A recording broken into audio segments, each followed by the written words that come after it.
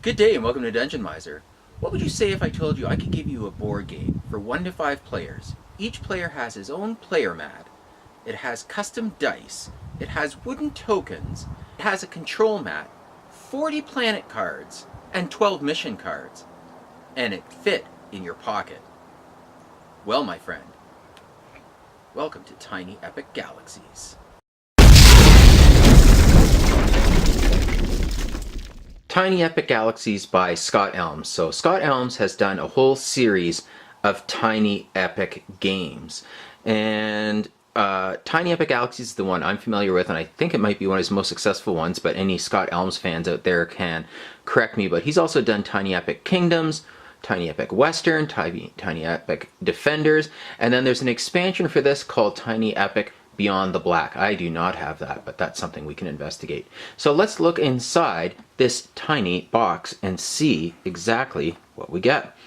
Okay, so you can see the size of the box. I mean, small. You've got player pieces for up to 5 players. You've got your 5 different colors. You've got your customized dice. This is how you're going to operate through the game. And these have different symbols, which I'll show you exactly what they do. You have secret mission cards, which are going to be given to you, and that'll get you bonus points at the end of the game. And then you've got all the different planets. And there's a lot of them now. This is the Kickstarter, so there are extras in here, a few more than you would get in a normal box, but you're still going to get lots of bang for your buck.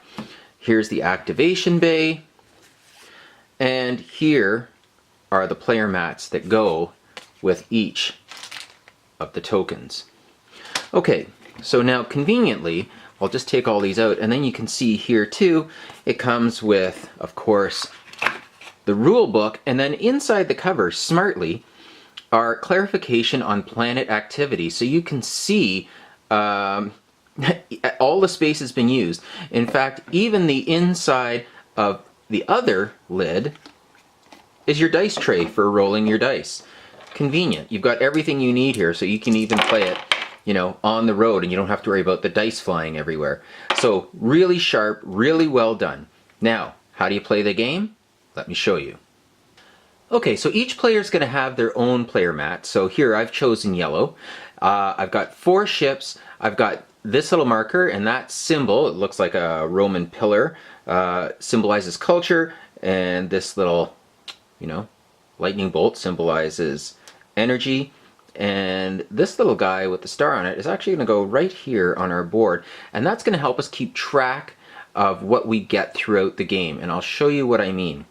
Right now, we're at the starting point, and you can see here on the curve there's a little ship, which means that going across on this, it says 2, so I'm going to start out with 2 ships. I can earn more through the game, but that's what I start with now, and 4 dice. So when I roll the dice, I'm going to get to roll 4 of them. As I move up, as I upgrade my empire, so here it says 2, so I would have to spend 2 energy or 2 culture, not 1 of each, and then I can move up the track. Then I'll have 2 ships. I'll get to use 5 dice when I roll, and I get a victory point. And I can keep upgrading it all the way to the point where I've got 4 ships, I roll all 7 dice, and I've got 8 victory points. So this is how this works. So we're going to start back here. We've got our 2 ships. You start with 2 energy and 1 culture. Okay, so now I've got the game set up as a 2-player game. You can't see my opponent's mat because they have it in front of them. And so I've got my mat. There are 4 planets available to us, and we have the activation bay. And I've got my 2 ships, 2 energy, 1 culture. That's how you start the game. I've got my little pip here, so I'm going to roll 4 dice. So I would take my tray, roll the 4 dice, and then I would take these dice and I would put them just below the activation bay, and as I use each die, then I would put it on the activation bay. Now, let's say for the sake of the game here that I rolled that. That means I can place a ship. So I would put that in the activation bay. That die's been used. I would take one of my ships and I can go and either put it right here on the track, which will, if I can get to here before my opponent, I will gain control of that planet. I will get 5 points and I'll have the opportunity to use that ability. Or I can just land on the planet and then you get to use that card's ability. Now, what happens is, if a die is rolled and it's activated on the activation bay and it has that symbol, you can see here it matches the symbol on the card. There are only two symbols, culture and energy. Then I would put it here, because I have a ship on that, I would get a culture. If I had a ship on one of the other planets and it also had culture, then I would get 2 culture. But right now, this is where we are. And then I will use these as I go along. I'm going to activate this die. See this symbol here? This matches the one at the bottom. Each card only has one of 2 symbols at the top. Energy, or culture, the business looking symbol, and the UN peacekeeping looking symbol. So if I place this here, I'm on a card that has that. That means I now get to move my ship 1 on that track. And like I said, if I can get all the way to the end, then I get to take control of that planet. I automatically get the 5 points. It goes underneath my card. And now this ability is an option for me when I get the symbol on the die that I need. As soon as that ship or that planet has been claimed, a new planet takes its place. Okay, now one of the cool things you can do here with all of this energy and culture is, with energy, you get 1 free reroll. So let's say I didn't like these 2 die, I could reroll them for free. I still don't like what I got.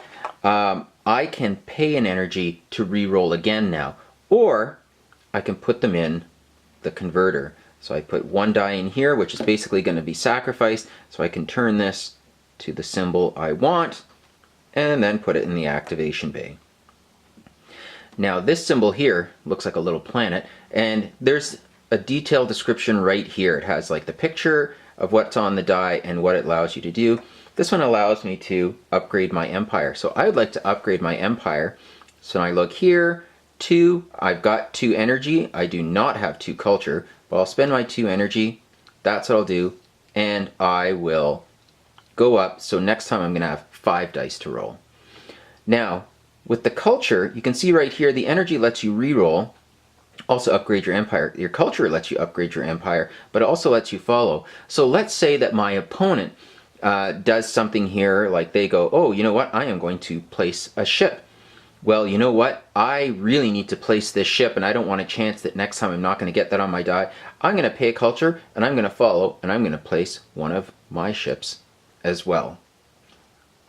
The end of the game is triggered when someone reaches 21 points or more. Once that happens, each other player gets 1 more turn, and the player at the end of the game, after adding up all their points from their acquired planets and their secret mission card, you get 2 at the start of the game, you have to pick 1 and discard it. The other one you would keep at the end of the game.